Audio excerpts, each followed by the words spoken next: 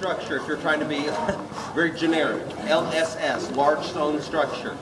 If you're not concerned about what others think and political correctness, like I am not, then you could just say, this is what we believe is David's palace. These are the ruins of David's palace. It's where the Bible indicates it should be.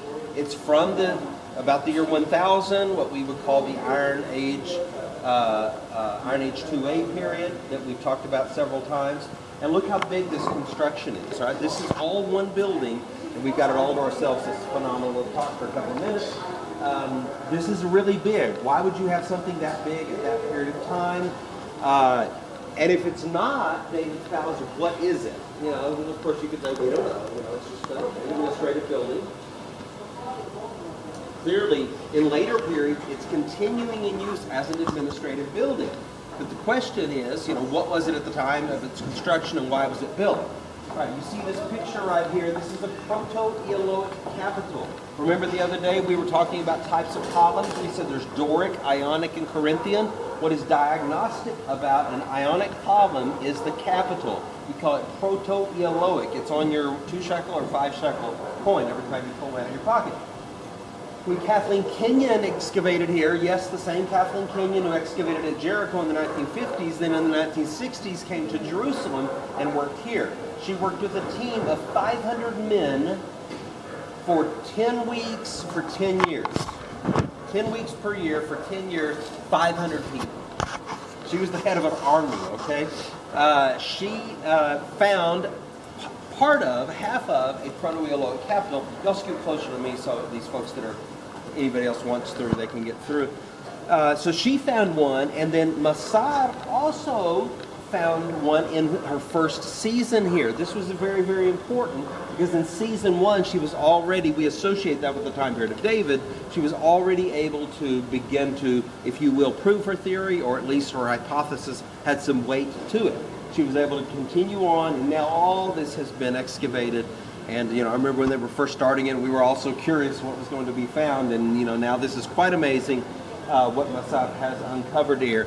Peretz worked with Masad as kind of one of her, you know, lieutenants, if you will, in her army. And they co-authored that article, you know, on the medallion and so on and so forth. So, you know, he's pretty intimately aware of the pottery of this area as well.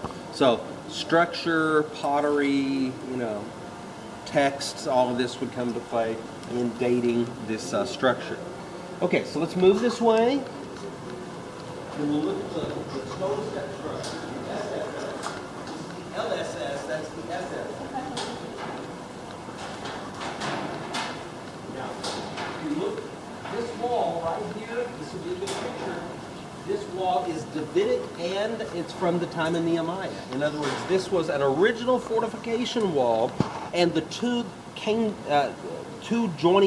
walls joining together here, a wall of Nehemiah and a wall of David, is what Masad found. Walls from the 2 time periods that mesh together right here. Out of this area has come some interesting inscriptions. Bulet, impressed clay inscriptions with other people mentioned in the Bible. And when we get where those people are sitting, hopefully they'll be moving out about the time that we get there. We'll talk about those bulet, okay? These clay seal impressions. All right, so let's go on up and we'll get another look. Oh, it's locked. Okay. Yeah. Let's go down this way.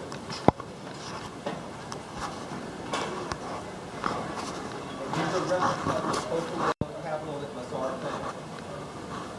That's shouting out to you. If you understand the language, that's shouting out. David is here. Talking about his time. The Bible says that there was a large structure above the Milo. We found one above the Milo. A fair-minded person. I think that makes sense. Sexual aggressive. Still warm. Big something. Yeah, right here is where you get the wall. Let's see this kind of changes a little bit in the back.